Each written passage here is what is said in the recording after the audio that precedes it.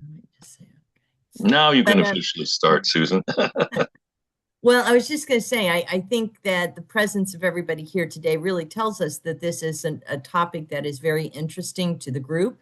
And I think, I specifically am not part of this genetic group, but I am always interested to hear what our DNA project leaders have to say.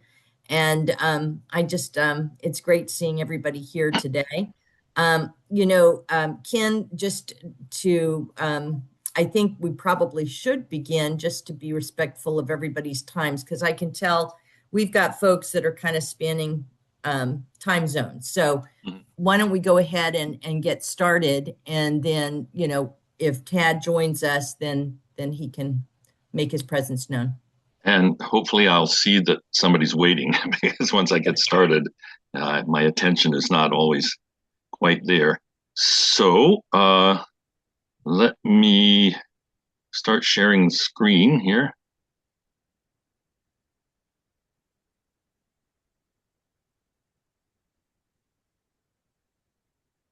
I hit share. That helps. Okay, I'm going to minimize this and now. Mm.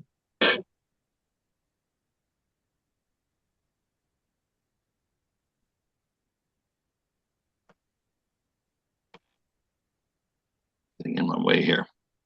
There we go. So can everyone see the screen?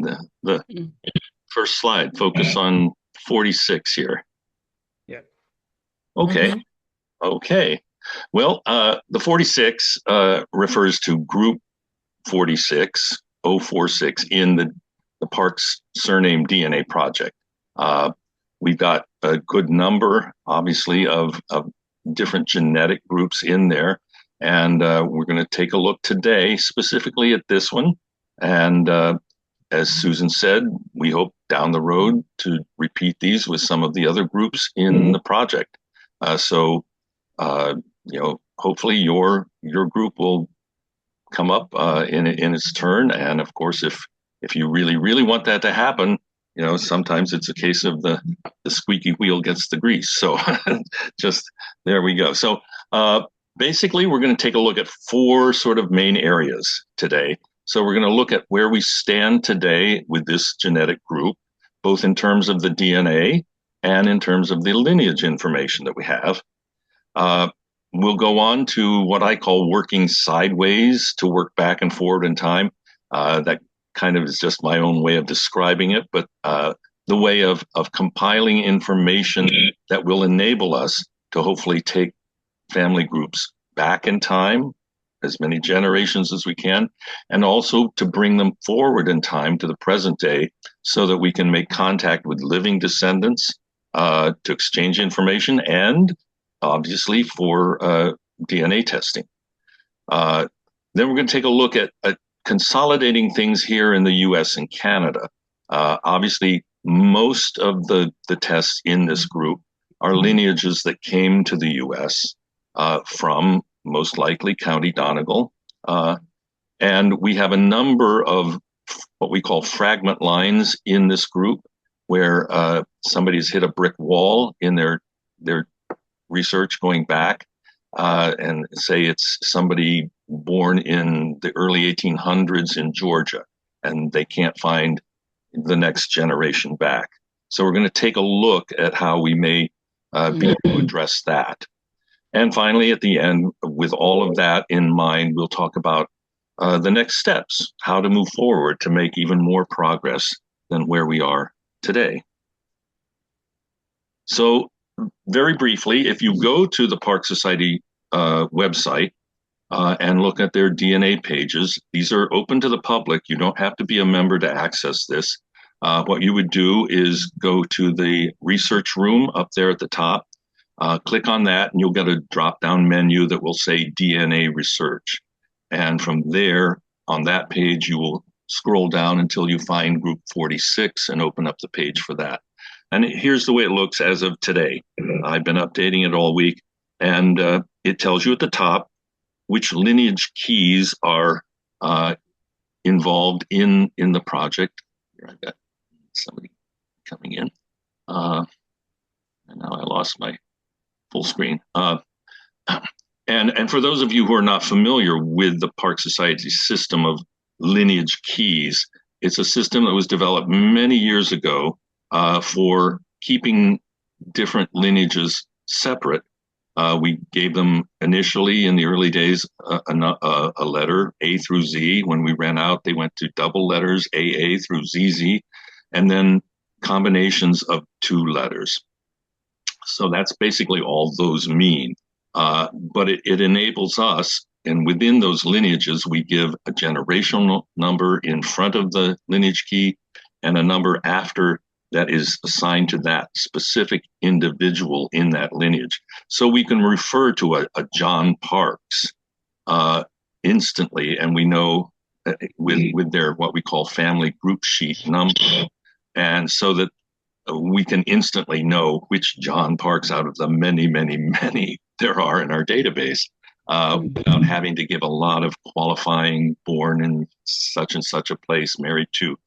So that's basically what that information at the top means. I put on there information on how to reach all of us. Janet Burks, your genetic group leader for this group, is there at the top with her email number. And we're going to rely on her to really organize and supervise and help lead any future research projects, and hopefully that some of you will become involved in. We have our Park Society historian, Tad Parks, who will probably join us at some point today. And then there are 3 DNA project administrators, myself, Gary Alexander Parks, who's here with us today, and John Park, who lives over in Luxembourg, and so may not be here today. I think he's actually traveling. He may be in Toronto right now. So anyway, and we ask that anytime you've got something, some correspondence, information, or a question, please copy all 3 of those email addresses on your correspondence so that we're all sort of kept in the loop and we're all aware of what's going on. So that would be greatly appreciated. Just briefly, we won't get into it into any detail today, but you'll see at the beginning also, I put a little table of what we call terminal SNPs without getting into the DNA testing in detail today.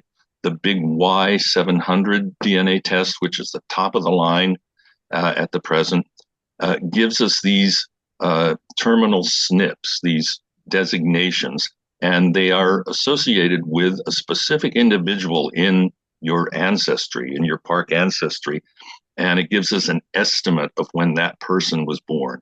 The person who first exhibited that, what it is the mutation, and then passed it on to all of his male descendants. And you can see some of them go quite far back in time, but with more testing, we can see there's some that that ancestor was born around 1650, another one below around 1700. I think we've got some that come up as recent as 1950, because I think we've had some brothers or very close relatives test. So that's just what the beginning of the page looks like. And as you scroll down, there will be lineage information for every tester that's in the group 46, at least those that we have lineage information for. Few are missing. So that's where we are with group 46. So where does group 46 stand today within the project, just for comparison purposes? Well, group 34, which is the group for John N.G. Park, who lives in Luxembourg, is the king of the roost here today, with 69 participants, and 65 of those are big Y tests, mainly due to John's very active recruitment and considerable subsidizing that out of his own pocket. So we should all be able to do that and attain that level of big Y participation. Second is group 38. which has 47 participants. That is basically lineage key K, which is the Roger of New Jersey line, with a lot of associated fragment lines. But as you can see, there are only presently 8 big Y tests out of that 47. So we've got some work to do there to bring that number up. And then third, coming in close third, with 45 participants, is our group 46 here today. And at present, we've got 15 big Y tests, which is a respectable number, and it's given us a lot of valuable information. But again, the more, the merrier. The more tests of those 45 that we can upgrade to that big Y level, the better. And any new tests that join the project, obviously, we would want to have them test to that big Y level as well. You can see also that group 34 also has Ulster and Scottish roots. And I believe there are even some in Ulster in that group genetically who also have Donegal roots. I may be mistaken on that. I didn't recheck. But as far as we know at present, Donegal is the only place identified in Ulster that your group 46 has shown up. Just quickly going on down, the next one down is my genetic group. We've got 40 and 34 big Y tests. We seem to appear to have come from County Armagh over on the east coast in Ulster. And then we go on down with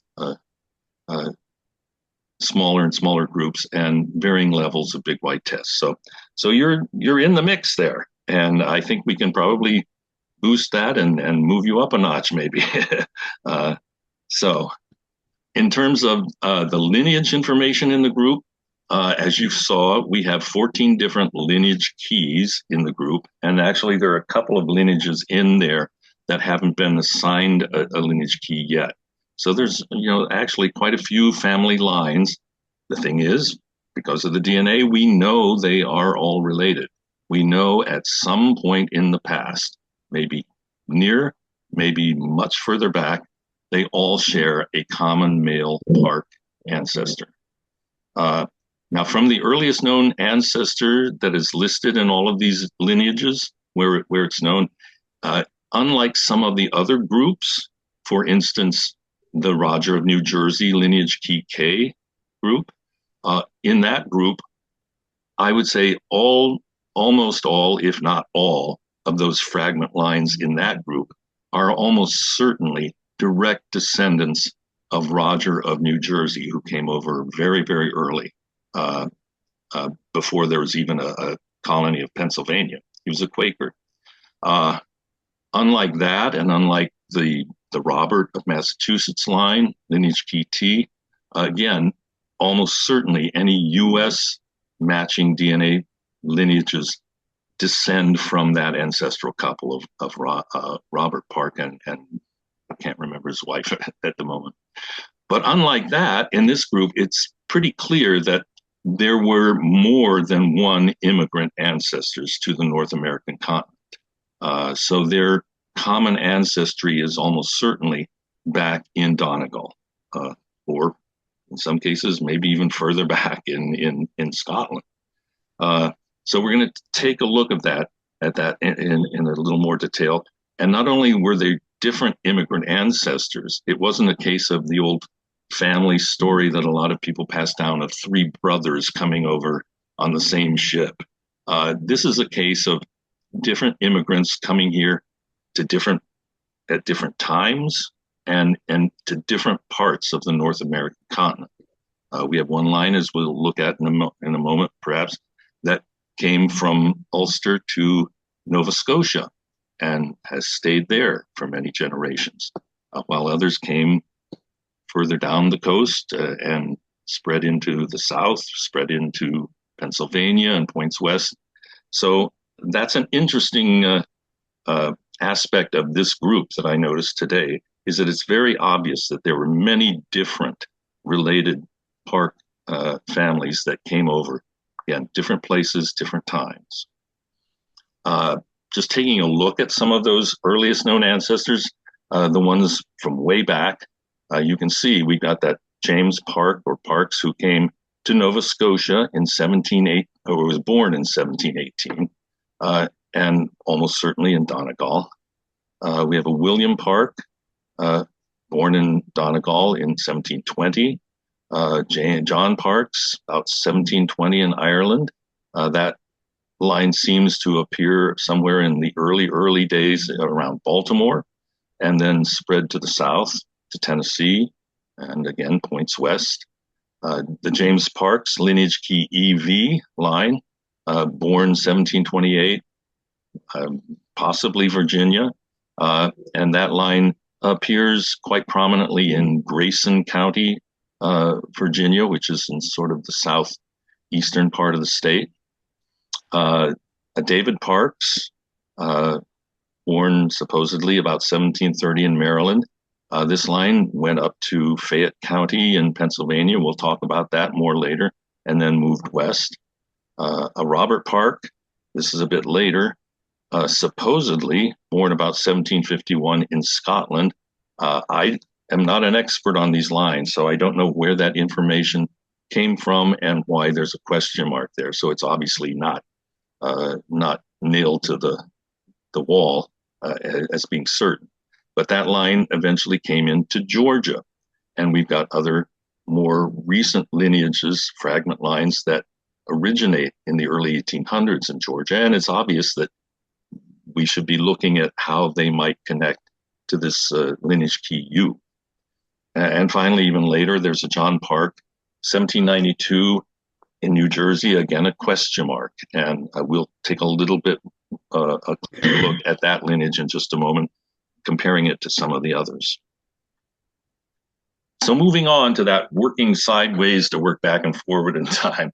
What I mean by that, and this is right now going to... A deer. No, I think it's a deer. Sorry. Okay, I think you need to mute. Yeah, sorry. That's okay. So we're going to probably focus this part of the project primarily on Donegal, and we're going to take a look at that in just a moment. And what it means is identifying databases so that we can extract and compile as much information as we can about Parke families and individuals in Donegal, and then use that information to create family groups, and then to try to track those family groups back in time if possible, and to also bring them forward in time with that goal of finding living descendants so that we can contact them, not just to exchange information, but also for DNA testing purposes. Going with that, some of you may be familiar with this is rootsireland.ie, a website. It's a subscription site, but it's well worth the money. And just as an example, here are some of the categories that they have records for: baptismal birth records, marriage, burial, death, census, gravestone inscriptions, Griffith's valuation, Irish ship passenger lists, and census substitutes. And they're over there on the right. They have the number of entries in each of those categories. So let's just quickly take a look through what they have there. Looking at baptismal birth records, and we're going to specify County Donegal there, and we'll put in the Parke surname, and it will give us variants as well. And we come up with 396 matches. They range in date from 1802 up until 1920. So unfortunately, they don't go that far back in time compared to some of the research I've been doing in Scotland and Aberdeenshire. You have what are called the old parish records that can go back through the 1700s, in some cases even into the late 1600s. So 1802, we'll take what we can get, I guess. But you can see there are still 396 matches. So there's a lot of information there to be extracted and put into a database. I usually put that into a spreadsheet because it's searchable and you can and sort it in different ways. Looking at the marriage records, they've got 166 matches for Donegal. ranging from 1692 through some 1700s there, up until, again, 1920. Burial death records, 142 matches, ranging from 1833 up until 1920. We'll take a look at one of these in a little more detail. We'll take a look at the second one down from the top, James Parks, who died in 1834 at the age of 67, and see what it tells us. Well, not a great deal more, but it does give us the exact date of death and a parish that he lived in, his address over there on the left. He was Church of Ireland, and unfortunately, that's about as much as we get there, but obviously that gives us a name of somebody with a birth date who would have been born, if my math is correct, around 1767.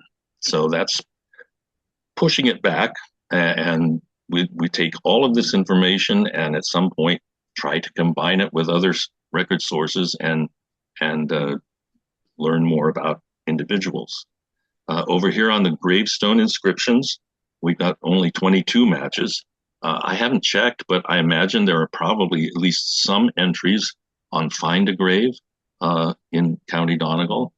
But here on this database, we're going to take a look at, the second one down, Robert Jr., or Robert Parke Jr., who died in 1769, and see what that tells us. Again, he was only 38, so that means, again, if my math is correct, he was born about 1731.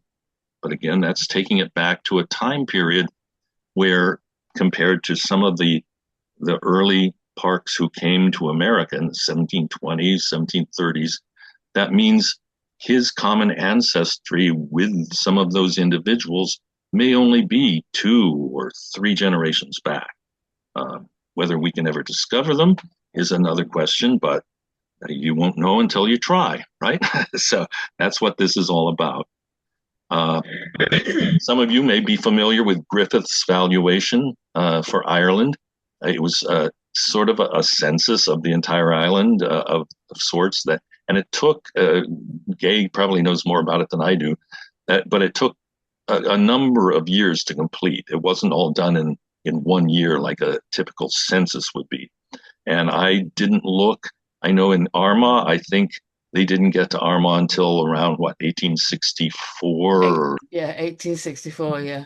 But the earlier one started about 1840. Yeah. So I didn't look to see what time period Donegal got covered, but you would want to find that out and apply that to these people, about at least get an approximate range of when they lived. There isn't any more information on them here, but there are other websites where you can get more information out of this Griffiths valuation.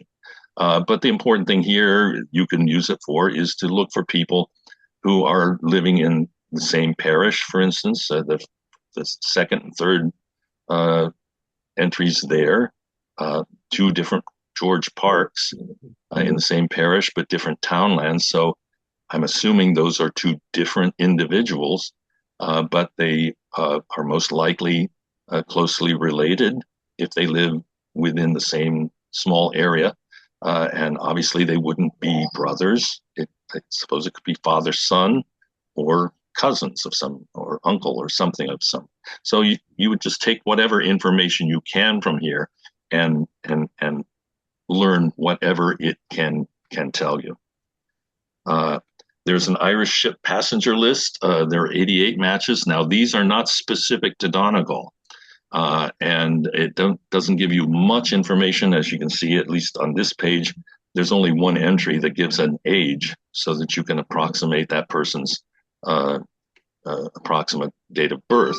And the ports it reports when you click on them, it'll tell you what port they sailed from. And certainly a lot of them sailed out of Londonderry, and that would have been a major port that people in Donegal would have used. They could have gotten there fairly easily. They may also have gone south to Sligo, which was a major port. And even within Donegal, I guess there were some smaller ports that were used, but not Ballyshannon, being one of them. So there is information to be gathered from this. And again, you just, whether they were actually from Donegal, whether they were actually related to Group 46, we don't know. But at least you have that information at hand, so that if something else comes up, it may take on more relevance. Census records for Ireland here. Okay, hold on a second. We got Fred is joining us. I'll go back to mine. Now, census records, as you know, if you've done any research over there for Ireland, only the 1901 and 1911 census survive in their entirety, unfortunately. Now, the good news for you all in Group 46, and I'm very jealous, you may have seen that on April 18th of this year, the 1926 Irish census will be released. It will be available, free, searchable on the National Archives of Ireland site. Unfortunately, for those of us in Armagh and the other 5 counties in Northern Ireland, those records did not survive. All that exists apparently are statistical reports. So again, I'm jealous, because in 6 weeks or so, you all are going to have a whole new census, only 100 years ago, of information to go through and collate and work in tandem with these earlier census and other kinds of information. Now, the National Archives has these census transcriptions, but they also have access to the actual census images. Here on Roots Ireland, all you get are the transcriptions. But we're going to take a look at that in combination with some other records. For instance, let's just take the first entry there, Andrew Parke, in the 1901 census, in County Donegal. Well, we go to that page and we see he is not the head of household. In fact, he is the youngest of 4 children of Samuel Parke, 65, and Matilda Parke, 63. So now we have a little family group already sort of ready-made for us. Samuel would be born around 1836, Matilda a couple of years later. And we're going to try to find out more about these individuals, if we can, using some of the other databases. Well, you see these 4 children are all basically adults. And unfortunately, at 1901, none of them were married. I hope that at least 1 or 2 of them married before the 1911 census, so you can begin to bring that family forward in time. But one thing I noticed is the oldest son, William, is 30 years old. So his mother, Matilda, would have been about 33 when he was born. Now, it seems logical that he was probably not the firstborn child. There were probably older children who either didn't survive, or if they did, they were already married and living in their own households. So that's something we could explore using other types of databases here and elsewhere.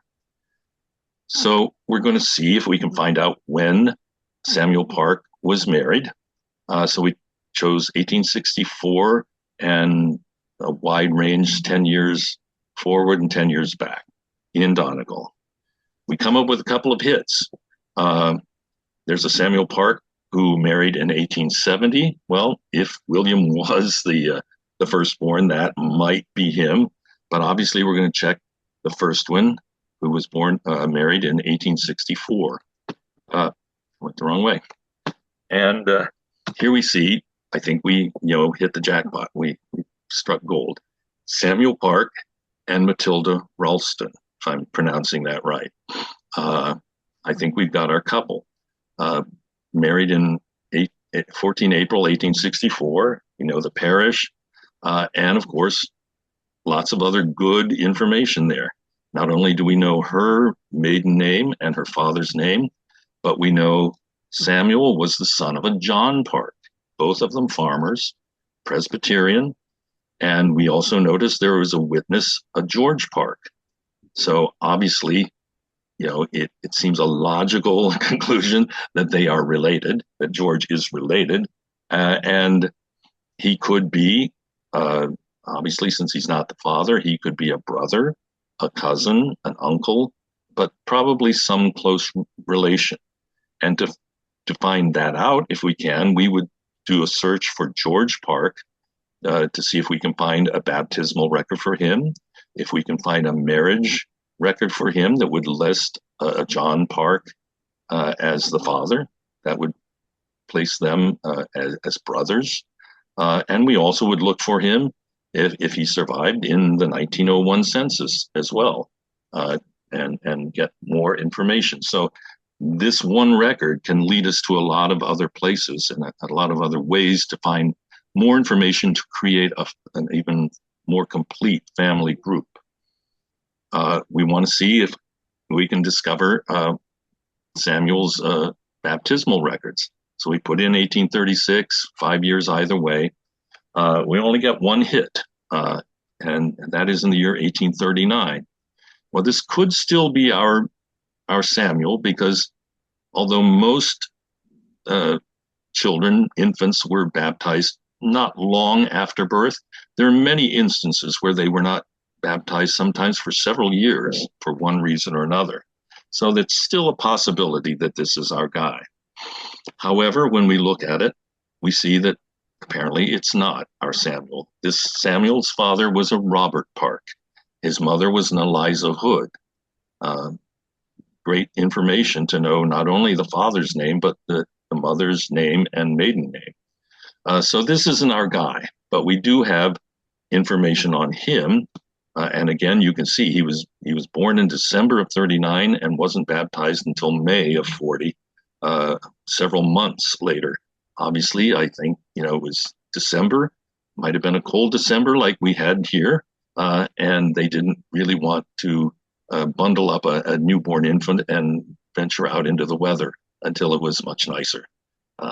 But in any case, even though this isn't our Samuel, we have the beginnings of another family group. And depending on whether the parish and the locations are close, and I don't know because I'm not that familiar with County Donegal, there's a possibility that these two individuals were related. And if they were, Robert Parke named his son Samuel, John Parke named his son Samuel, and if both of those sons were the firstborn son, and they were following the traditional naming patterns in Scotland and Ireland and England at the time, the firstborn son would be named for the father's father. So again, if all of those ifs were correct, the father of Robert and the father of John would be a Samuel Parke, and it might be the same Samuel Parke. So again, you just take all of this information and try to see how it might fit together. Moving on to the census substitutes, because there's nothing earlier, at least in its entirety, from 1901, much in the same way that we here in the United States, who lost the 1890 census, and many of the early censuses, 1790, early 1800 censuses in some locations are no longer extant. To work around that, you look for other kinds of records in that time period to serve as a census substitute, at least to identify that that person was in that location at a certain time. And here on just the first of 4 pages, we see the beginnings of entries from the 1740 Protestant householders lists. Again, no information on ages here, but and then below that, 1796 flax growers lists.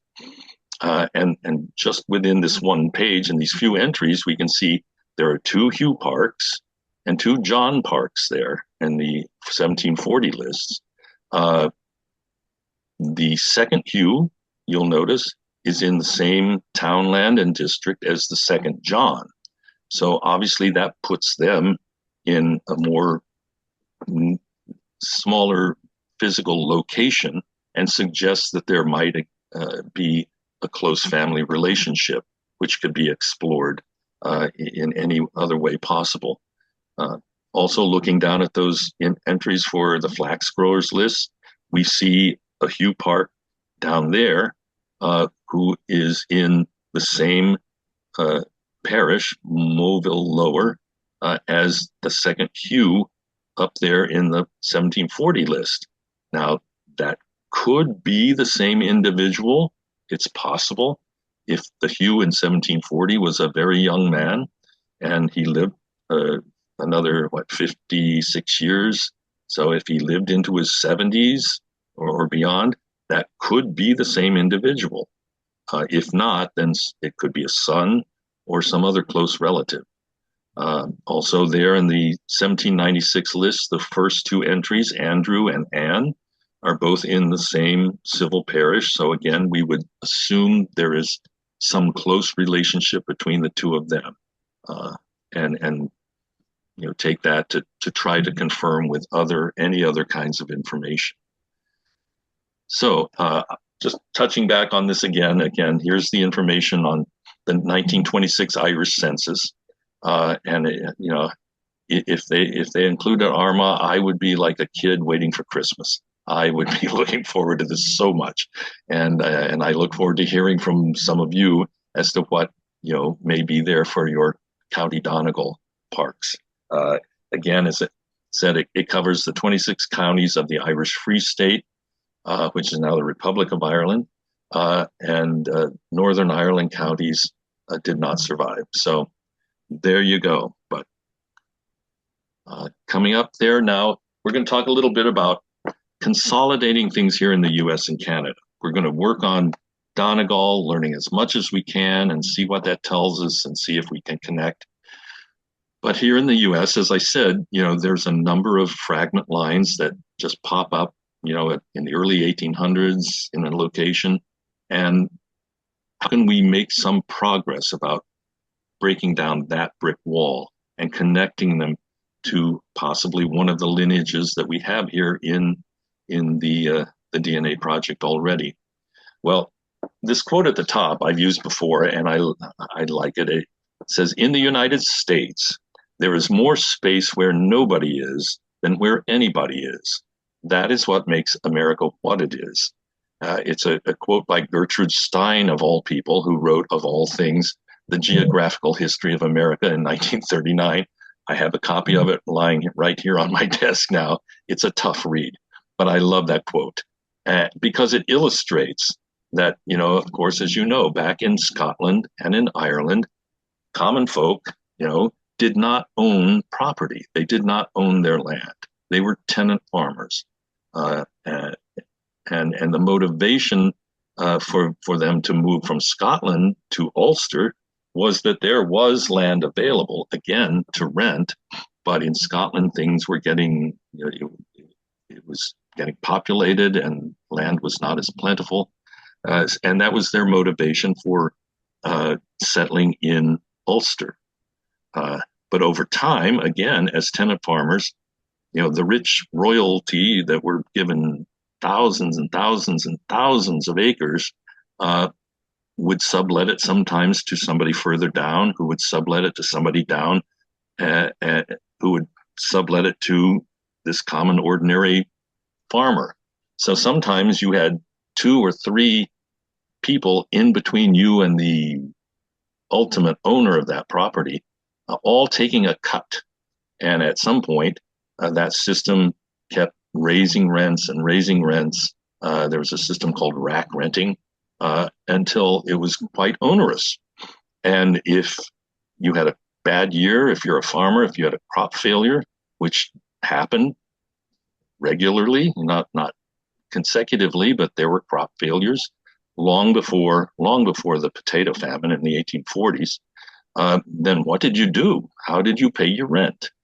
And so when the British colonies and Canada became open for settlement, this vast country, this vast continent with all of this land was a powerful magnet to incentivize them to pick up stakes and make that journey across the ocean when it was not a walk in the park.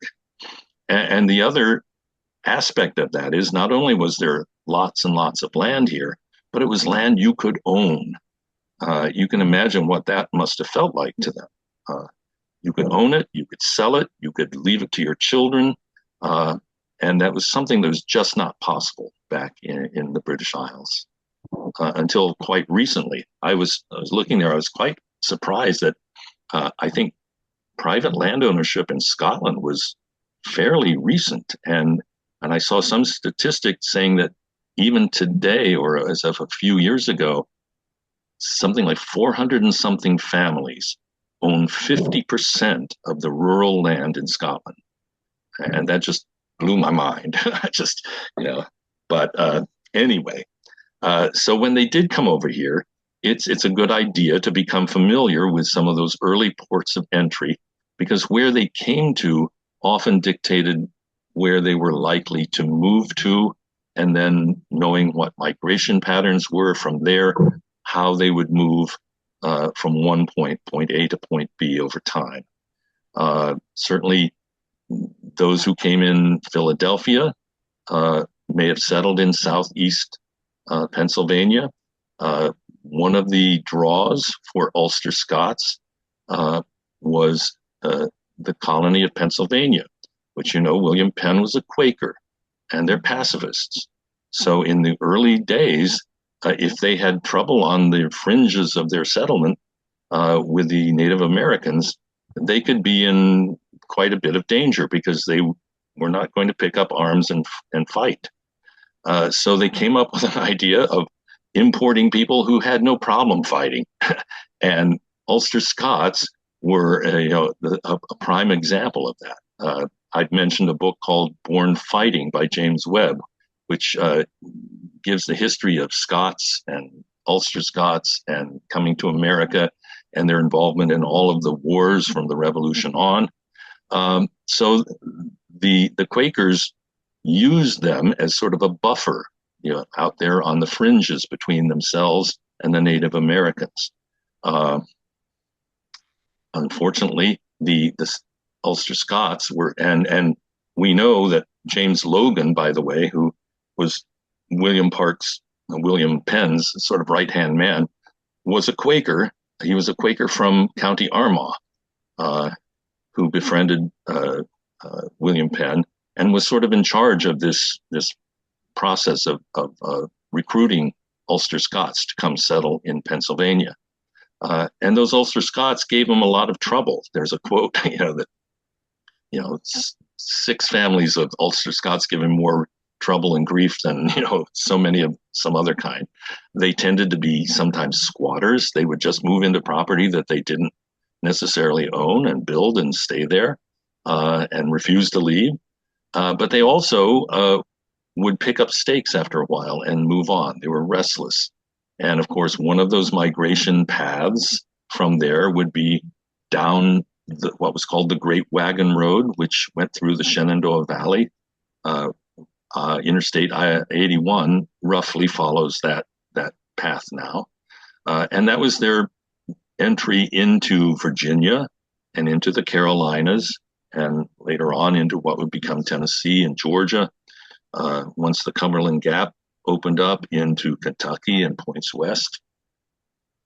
Another migration path, if they came in, another port of entry might have been either Baltimore or Newcastle. I think it's Newcastle, Delaware, which is just down a little further south in the Chesapeake Bay.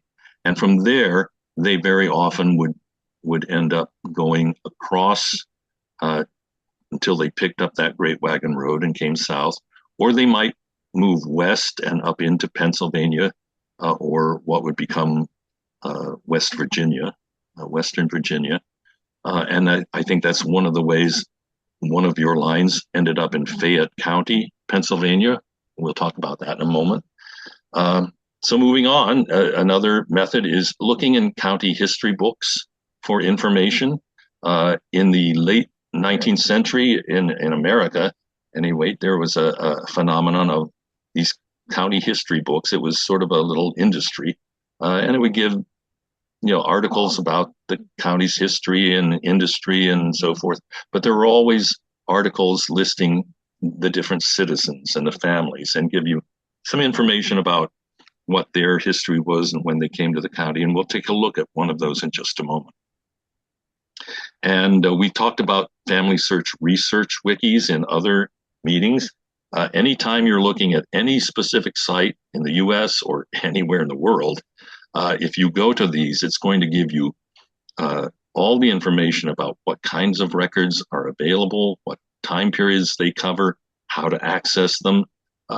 It's a very valuable place to begin your research on an area, especially when you're not that familiar with it.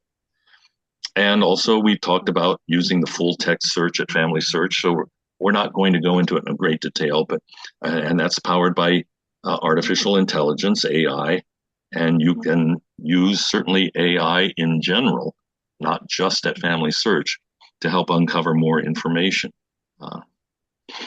So we're going to take one path of migration in your group that ended up in Ohio early on. This is a map of the eastern half of Ohio, just to give you context. And I've underlined 4 of the counties here where they appeared in very early on: Belmont, Washington, Muskingum, and Coshocton. Well, Fayette County, Pennsylvania is, over here somewhere on the southern border of Pennsylvania. And then they likely from there would have moved over to the area in Pittsburgh, which would have been Fort Pitt back then. Well, just to give you some context, this is the panhandle of West Virginia, and it actually, the border comes straight down like this to a certain point, and it goes straight across, and that's Pennsylvania up here, and West Virginia, and then Maryland further east. So when they got to Pittsburgh, by whatever means or trails or roads there were, then they would probably have picked up. If you're familiar with Pittsburgh and sports, you've heard of Three Rivers Stadium in Pittsburgh, and it's so named because the site of Pittsburgh is where 3 rivers come together: the Allegheny, which comes south from New York into Pittsburgh, the Monongahela, which flows north from West Virginia into Pittsburgh, and where those two come together, excuse me, they form the beginning of the Ohio River. So obviously, if you're trying to get in the 1700s, early 1800s, further west, the easiest way to do that is to take all of your goods and load them up on a barge or a raft or some other sort of boat, and simply float down the river until you come to some place where you want to stop and get off, either at Belmont or Washington County or further on down. And so, to give you some context, I just wanted to give you context of where some of these places are. Jumping back to the county history books, here's an entry from a history of Muskingum County, Ohio.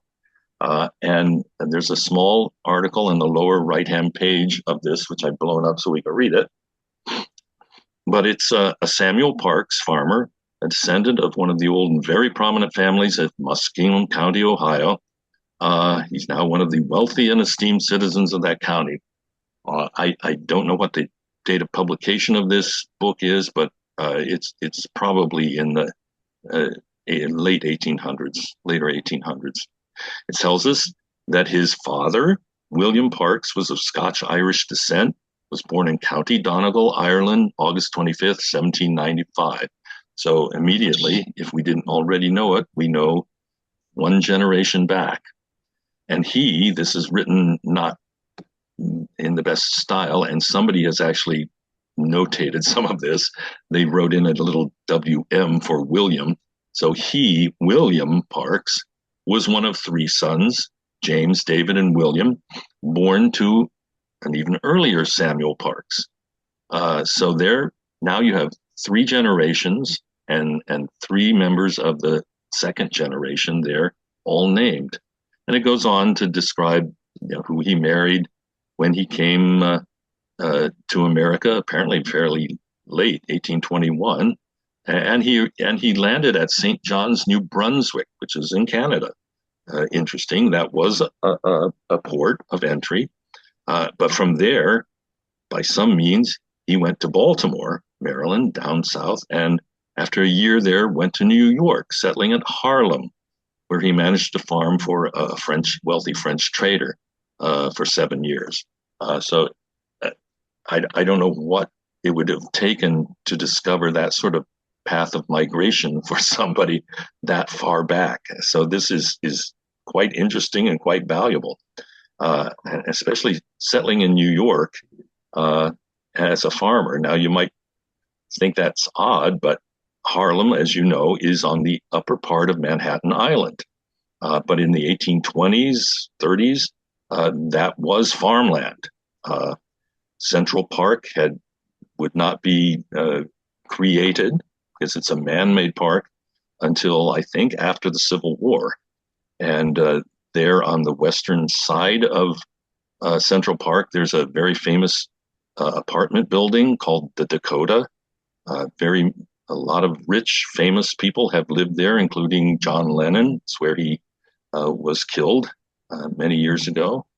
And it was so called the Dakota because at the time it was built, and there are pictures of it under construction, there was absolutely nothing around it. It was out in the middle of nowhere, so far out in the middle of nowhere that the people down on the lower part of the island said it might as well have been in the Dakotas, and that's how it got its name. So this settling in Harlem and managing a farm makes perfect sense. Now, there's some information in this that is difficult to sort of make fit with some of the lineage information we have, and we'll take a look at in a minute. But that's a research problem I'm going to leave to you all. If it were mine, I'd have to wrestle with it. Because as it says, William was born in 1795 in County Donegal. Okay, here we go to one of the test results in here that come from that same Samuel, the eldest generation, who was born in about 1746 in Ulster, in Donegal. It says he died in 1798 in Charles City, County, Virginia, and that he married in Maryland in 1770. That's, again, it's hard for me to make all of this make sense. Charles City County, Virginia is is over on the East Coast on the ocean in Virginia. Jamestown and Williamsburg are in James City County. And if you go up the York River, the next county in on the York River is Charles City County. So at some point, it looks, if this is correct, his son David, who was a brother to this William Parks, who was born in 1795 in Donegal, and yet he has a younger brother who was born in 1775 in Maryland. That's where I start to see some discrepancies that are kind of hard to make all fit. But again, that's not my research problem, but I just thought I'd point it out to some of you. In any case, as we go down in this lineage, you see that they did move to Muskingum County, Coshocton County, those two that were there nearby, adjacent in Ohio. And then that fourth generation down, I underlined this location and time for a reason, and we'll refer to it in just a second. But I wanted you to take note of that this gentleman married for the second time, apparently, in 1884 in Woodbury County, Iowa, Sioux City, and died there in 1909. From there, the family kept moving in different places. But here's another test, same lineage down to Joseph Franklin, and then they split off from a different son. But the same information in those previous generations. Here is another test we have in here from that earliest Samuel to his son David. but then it branches off much earlier to a different son, Charles Parks. Again, much of the same Ohio locations, Washington County, which was down right there on the Ohio River. And I'll also point out that you'll notice that Charles Parks and Charles McDonald Parks both married women with the name of Rich Creek. And if we go back, I'm missing it. Oh, yeah.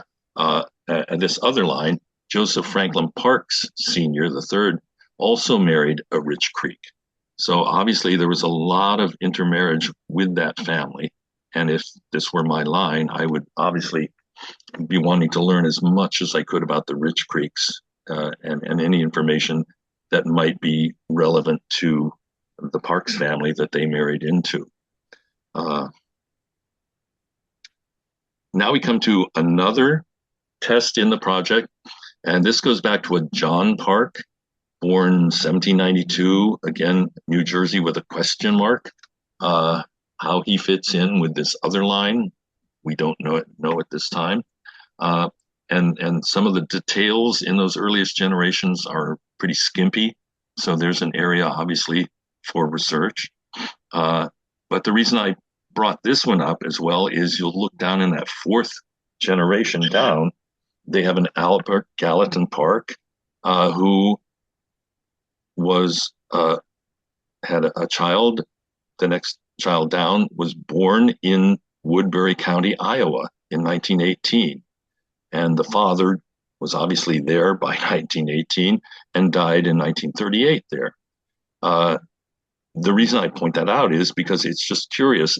There's no immediate connection between these two lines except for, what, 5 generations back? And yet the fact that these two lines at some point ended up in a county in Iowa at approximately the same time frame.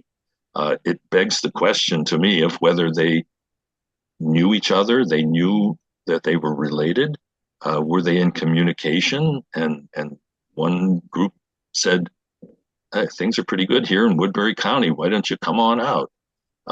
Again, it's just, that's an area that I think could be looked into. Sloan, by the way, it's right outside. I think it's just to the west of Sioux City. Today, it would probably be considered a suburb.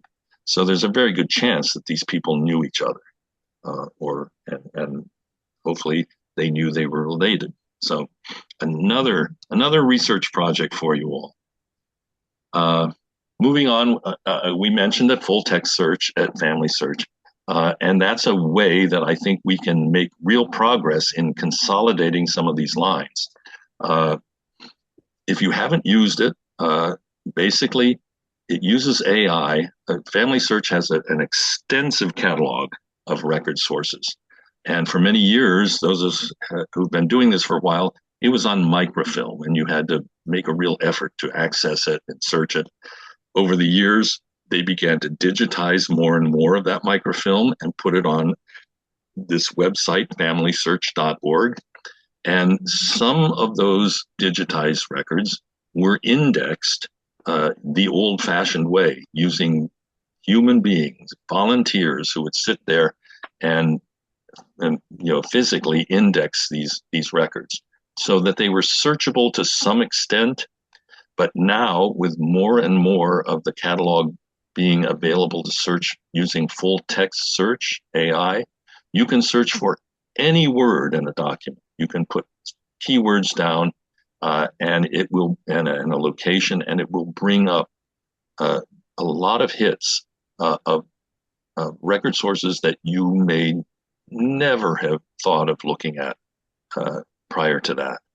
And some of them will relate directly to those ancestors. You might be able to find deeds or wills or probate inventories or something that directly bear on the ancestor that you're trying to connect with others.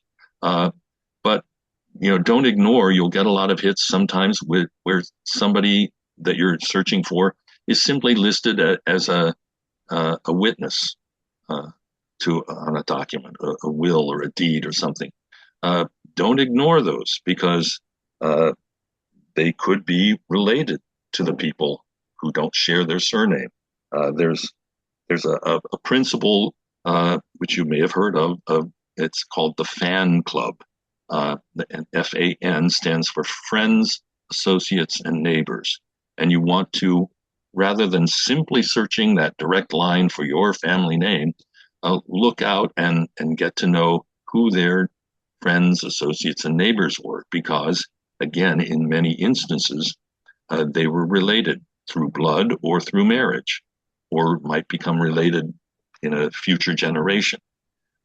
So don't ignore anything that doesn't seem to be genealogically significant. Don't let anything go to waste. And also, records can come up, and even if it's just a mention, being on a voter list or, again, a witness to something, if you're trying to track a migration path for some of these lines that went from Pennsylvania to Ohio to Illinois or Indiana, and along the way, you're not sure exactly when they moved. They might appear in one location, point A, in one census, and 10 years later, they're in point B. You might find a document in one of those two locations for an in-between year that would tell you, well, then, okay, that 10-year period when they moved is now reduced down to, well, maybe it was only a 4-year period, and will help you zoom in on where to look for where they might be. So finding those records, even if it's a jury duty notice or something like that, there's a wonderful genealogist speaker named Judy Russell. She's known as the legal genealogist. And if you ever have a chance to see her videos or attend a conference where she's speaking, run, do not walk. But she has a phrase for finding things like this, where if nothing else, it nails their feet to the floor. So if you're trying to locate where people were at a certain time and you find a record like that, it puts them in a specific location at a specific date, sort of nailing their feet to the floor, and can help you narrow, that path of migration. So let's see, what do we got? Well, then finally moving forward, Janet Burks, your genetic group leader, is here with us today, and I'll turn this over and let her say a few things in a moment. I know she'll have things to say because I've sat beside her at several DNA administrator conferences. She's not shy. But I think going forward, I'd say, divide and conquer. The more of you who are willing to sort of take an active role in some of this research, it takes the burden off one people, and Janet can serve as the person who sort of oversees and coordinates all of this. But certainly somebody could volunteer to extract some of that Donegal information that we looked at in those previous databases. And it could be as specific as, I'm just going to take the marriages and extract them and put them into a spreadsheet, or the or something like that. And then somebody else can take all of that information and begin to compile those family group sheets, FGSs, for those groups in Donegal. Somebody else working about consolidating those U.S. lineages could use full text searching in a certain location. You could say, I'm going to take the Georgia clan, or I'm going to take the group in Ohio or someplace else, and see what you can find by using full text searching in those areas. And also, if people have the skills and the technique, somebody can, once we have some of this Donegal information and bringing it up into present time, you can begin to do what we call reverse genealogy. And that's how we often, in the DNA Project, locate and find living male descendants for DNA testing. So taking the most recent evidence and documents from record sources you can, and then trying, very often using online sources, to bring it up to present time and being able to find and contact people. And if nothing else, if you simply want to support it financially, I think the best way in terms of subsidizing DNA tests, because those big Y tests, by the way, are rather expensive. The autosomal tests, which we're more familiar with, like Ancestry and 23andMe, Finder, can be quite inexpensive. On sale, they can be $70, $80. But the big Y test is up in the 450 range. And so to help defray some of that cost, the Park Society has set up a subsidy fund, and we will subsidize, I think, up to about $100 to make that test price more affordable.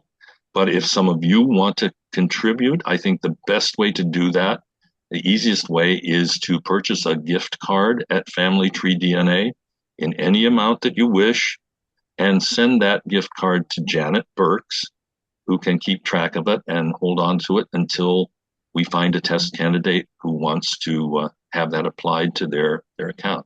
That's the easiest way to do that. So if you have any questions about that, contact one of us DNA admins or Janet Burks, because she's also a group administrator for other groups. She's very familiar with the whole process. And finally, when you do make progress and you do learn something, even if it's just on your own immediate family or updating information, please share that with all three of us, the genetic group leader, the Park Society historian, and even the DNA admins, because the more up-to-date information we have, you never know what a piece of new information here might lead to connecting over here in another area. So, sharing, working together, dividing up into smaller tasks, I think that's the way to go. I would be very encouraged if I were a member of this genetic group, because you've got a really good basis of information to start with, both genetic and lineage, and you've got some real doable, clear paths for learning more. So I think it's a very optimistic outlook, and in a few years from now, you could learn so much more than you know now. So happy hunting. Okay, that's let me get out of this. Stop share. And here we are back. So that's it. I'll turn this over to Janet if she's got some thoughts, and then back over to Susan. Well, y'all, I'm from Texas, y'all. So Ken is not shy either. I think the most important thing in our group when we first started matching each other in group 46 was we had a guy named Mr. Sullivan, and he got us all together on internet, and we started sharing our lineages. And my particular lineage comes from Robert Parks, who was born in 1699, somewhere in North Ireland. They were Presbyterian. I think they came to America probably 1730. He's buried at Deddy Church, a very staunch Presbyterian. I have traced his neighbors, his adjacent landowners, and so several of his descendants have Y tested and are in our group. So we have definitely confirmation about our Y. I think the most important thing right now in group 46 is for everyone to share their lineage. I know Ken has helped me. I always write when the matches come in for the Y, but I don't always get an answer. So if we could start that way, and everyone send me their lineage if you're in group 46, down to yourself, that would be a great help. Also, the big Y. The big Y, I cannot stress how important that it is. It will really help us if we could get as many living descendants to do a big Y. I know Ken brought that up. They have some part of funds to help us, but other people may want to give too. So if you would like to do that, please contact me or Ken or I, and we'll get that started. But I think the main thing is to start as a group again. with each other and share lineages.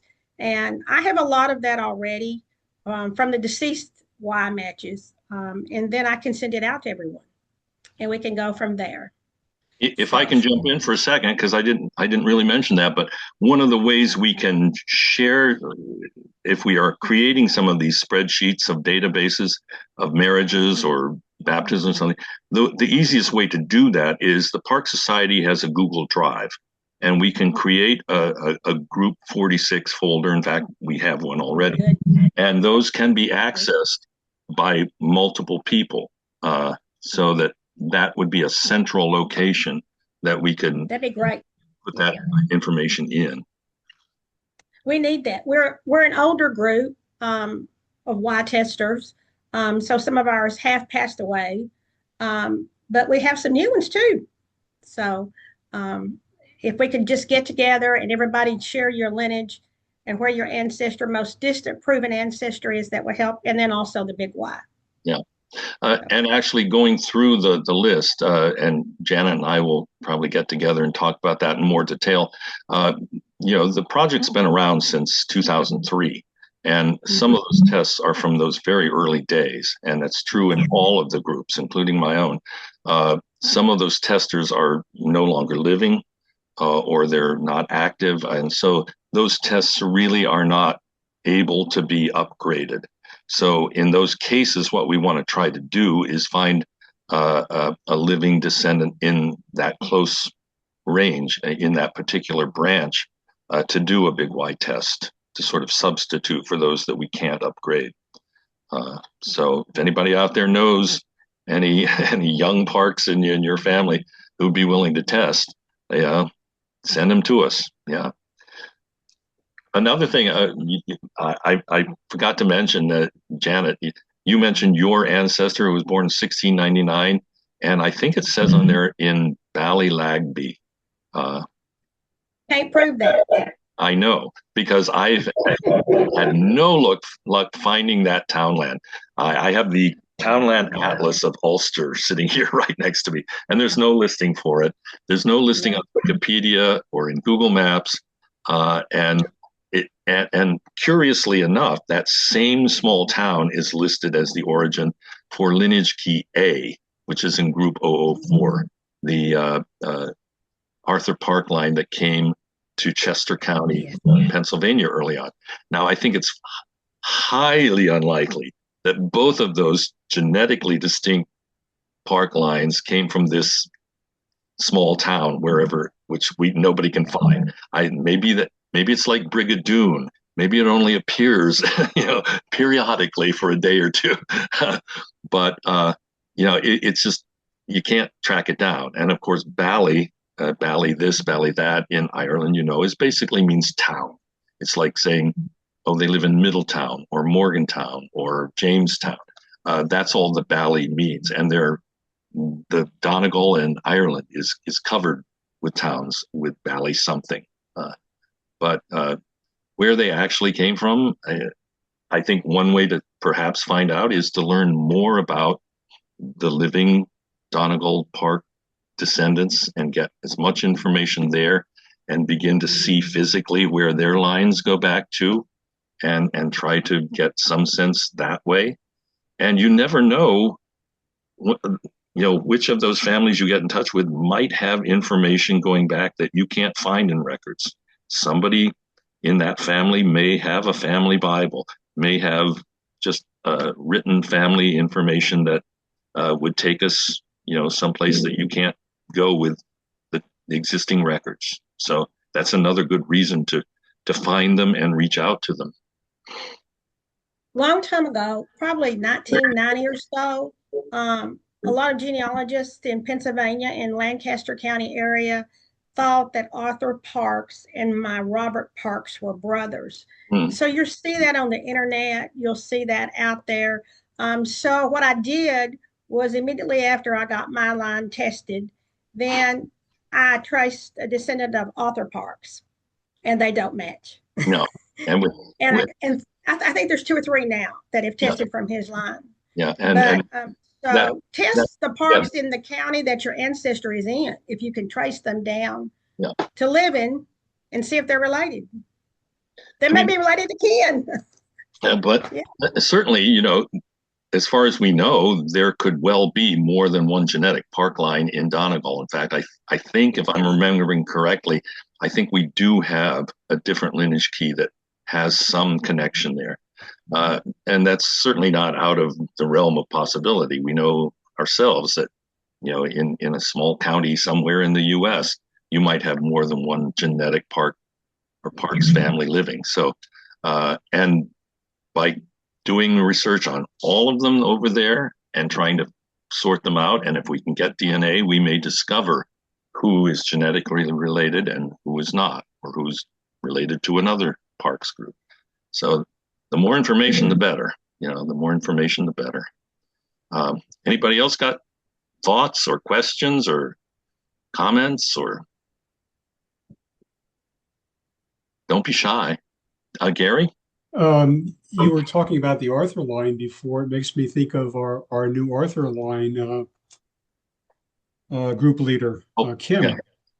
Who did not join us today. I don't think so. I don't see her. But yeah, she's just getting going, and she's going to be quite active on researching that group 004, Arthur Park. She has her oldest ancestor, or next to the oldest, is a Hugh Park. And I remember seeing one of your listings from Donegal that had a couple Hugh Parks in it. Mm-hmm. The first thing I was thinking is, I wonder if that's the Arthur Park line. Well, yeah. Wilma's line goes back to a Hugh Parks, and we're genetically related. I think that probably has origins in Scotland as a given name. Somebody correct me if I'm wrong, but it's not a pointer to a specific line, unfortunately. Yeah. I think we'll find a lot of crossing of lines, in different areas. When you were showing the one record in Ohio, the different counties there in Ohio, there was one line you were going through, and you said, it didn't really make sense that this person might have been descendant of that person. And some of the names jumped out at me, and I don't know if Sarah Chandler thought of some of those names when she saw that record. It made me think of some of the names in her line. That was a John and an Andrew, and a Gallatin name was in there. Well, yeah, I noticed that too. And Sarah, we talked about her ancestor, Albert Gallatin. That was a very famous person that a lot of people were named for in that time period. Just as in South, there's a lot of Andrew Jackson Parks and Andrew Jackson Smiths and George Washingtons, things like that. Albert Gallatin was actually, I think, if I'm remembering now, I think he was French. He was one of the founding fathers. He was an early in Congress. He was an ambassador. He was very, very well known, and that's where that name comes from. So it doesn't necessarily group people together because they share that name. There are a lot of things that trip us up. Yeah, there's only one lineage, and that's Lou's lineage key C, where I think it's almost invariably, if you see certain names that instantly, it's the Thomas of Virginia line. Fleming or Flemin as a given name or a middle name is a good indication, and also Ambrose seems to be prominent in there. Well, also, I did want to mention that my Robert Parks had a son named Joseph, and he goes to Ohio, and he dies in Warren County, Ohio. And I've never known why the youngest son went to Ohio. So, Ohio at that time period, part of the Northwest Territory, and it became a state in 1803. Land was opening up, so that's why people headed there. I only know some of that stuff. 88 counties. When I went to school back in my day, we actually had, and I grew up in Ohio, even though I was born in Tennessee. I grew up in Ohio, and we actually had an entire course of Ohio state history. So, uh, Good. But small world. yeah, yeah. Small world. My particular line went down into Charlotte, where Charlotte, North Carolina is now. And Robert Parks has had, I think, like 3 sons and 2 daughters that moved there. So, um, but one did go to Ohio. He Yeah. did. Kay, did you have your hand up? Yeah. You find that in Ireland at the time, there were only a lot of the families only had small holdings. And the way that with the inheritance worked is that the eldest son would get the property. The others, any other sons, had to make their way elsewhere. And that was one of the main reasons for emigration. And a lot of them came to England as well, but there was no record of, because it was all the same country, there was no Hmm. record of them migrating to England or leaving Ireland to go to England. Although a lot of people ended up in Liverpool on the way to America. Yeah, and that law of inheritance was called primogeniture. Yeah, The eldest son inherits the property, was in effect in America, certainly in Virginia and the Carolinas, up until the Revolution. really, right. And unless a father in his will disposed of some of his property to another child, then Yeah, it automatically devolved to the eldest son. And unfortunately, there was no documentary record necessary for that to happen. In other words, because it was automatic. a record of that changing Yeah, hands. Just the fact that he was recognized as the eldest son, automatically it was his. yeah. I mean, really, a lot of them had. I mean, not so much with the Presbyterians in Northern Ireland, but the Southern Ireland, because they were a lot poorer and mostly Catholic, weren't they? And they had the smallest holdings, and they were the ones that suffered most in the potato famine. So, but I found out, listening to everybody, most of the Northern Ireland and Ulster Scots seem to be Presbyterians, don't they? Strong Presbyterians all the way through. One of the things I sort of forgot to mention, but there is a lineage in Group 46 that their earliest ancestor is, I forget who it was, but was supposedly born in Scotland. He may have been, he may have come directly from Scotland to Charleston, South Carolina. And that was a very popular port, especially for immigration from Scotland at that time. There was a time period where they were offering free land to Scots to help populate the Carolinas. It wasn't just that; it was that they were all the land clearances and after Culloden, Yeah. the Scots they had to they were just thrown out of their land kind of thing. They had to go somewhere.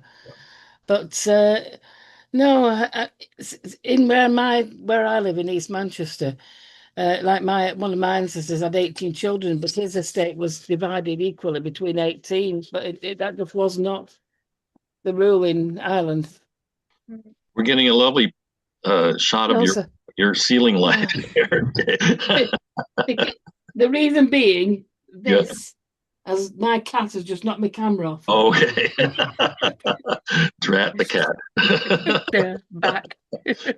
Yeah, and that entry in Charleston from Scotland, you know, they would have taken the Gulf Stream, so they would have come down past Spain, Ireland, over to the Caribbean, and some of them would have stopped and stayed there.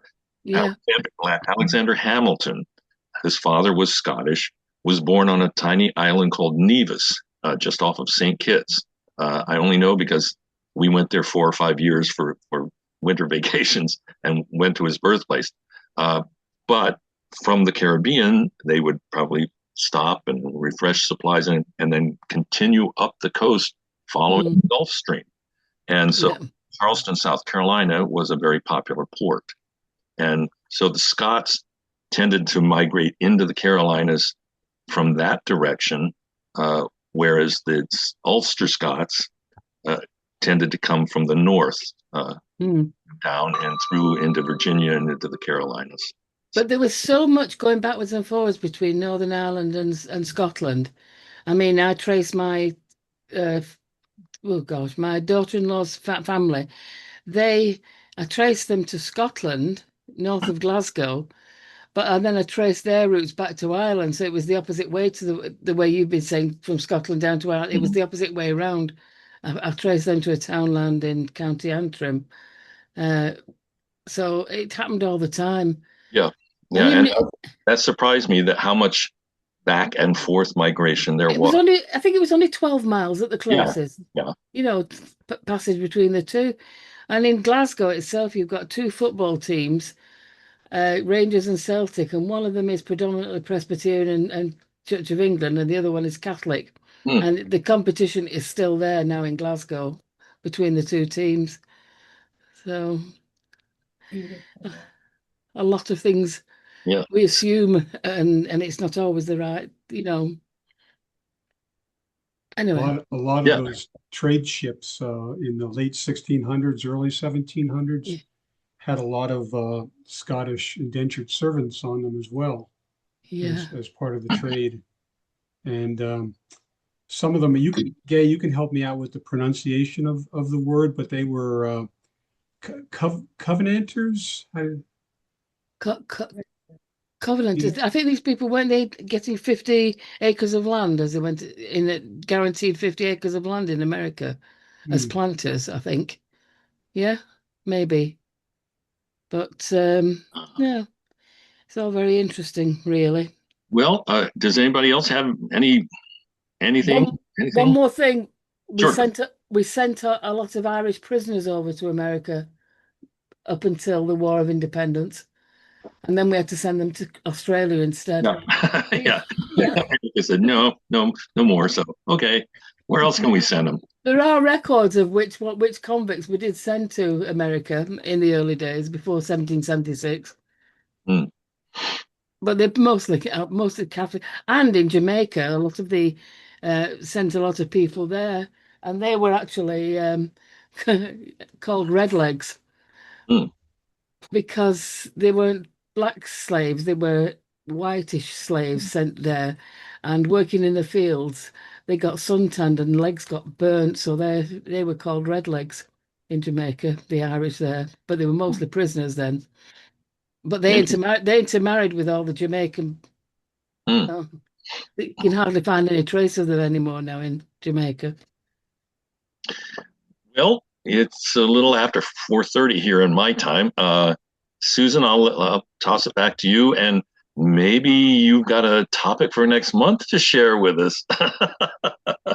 Well, first off, thank you very much. Today was great. And I really appreciate the efforts that you all put into all of this. Shows a great deal of work. And I think you've given us a lot to think about. In fact, I'm sitting here scribbling notes about one of my brick walls. I'm like, okay, I'm trying to figure out ways of breaking through that by connecting with people today. As far as topics for next week and next month, TBD. We will get there, but still thinking about it. So And I'll be joining you from sunny Curacao. So Oh, yeah, I'll yeah, be, that I'll be sure and pan the camera around just to make everyone. Well, it was good to see you all. Some of you for the first time, please come back again and check in. We'll post on our Facebook page and then on the website what the topics will be and when they'll be and this link should work, but we'll repost that as well. and and Ken, if anybody has any topics that they'd like us to discuss or any ideas for monthly meetings, send them to us because we'd love to hear from you. Really, Or if there's something you'd like to do, Kay, yeah. I know you present and Yeah. and teach and do things. Wilma has done things in the past and could certainly, and I'm sure some of the rest of you have something that you might want to share with everybody. So don't be shy. Don't. My unrelated topic is the fact that my granddaughter tested for DNA. She requested it, and we found out that there was a huge proportion was Scandinavian. So I started researching, and immediately I got a match to someone who was the treasurer to King Henry VIII. Oh, wow. And then from there, I was able to get back to one generation before William the Conqueror came over in 1066. And from there, I was able to go through another 7 or 8 generations in Normandy until one of the Richard de Saint-Sauveur, who was a viscount in Normandy, his father was Malahulk from Uppland in Norway, a named Viking. Oh, I think I went to school with him. I've never done anything like that again, but that was a treasure, that research. Yeah. So I went back. One of them was there to sign the Magna Carta. Two of them were crusaders, and it just went on and on and on. And the person that founded Normandy, was called a Viking called Rollo, Yes. and Malahulk was his uncle. Roma. Wow. Wow. And I So hear there. they never liked each other. Rumor has it. But if you can find a gateway ancestor anywhere, that's what we need to find to go further back. Didn't you say in our Y-DNA that we were related to Geoffrey de Mandeville, who was the sheriff of somewhere in the first sheriff of Exeter Wow. about the year 1100? I don't think you heard that from me, but it doesn't sound familiar. I think it was on one of the results, famous people that you could be related to. Could be. I don't spend too much time looking at that distance. Well, because I was in the middle of medieval history, I saw that, you see. So, Yeah. and he goes back to Charlemagne. I'm more interested in just that next generation back Mm. and going way back there. So anyway, well, thanks everybody, and Okay. do join us again. And we're grateful you showed up today. Okay. Thanks, everybody. You. Thank Take you. care. Thank you. Bye. Take care, Thanks, Ken. everybody. Bye. Bye. Bye.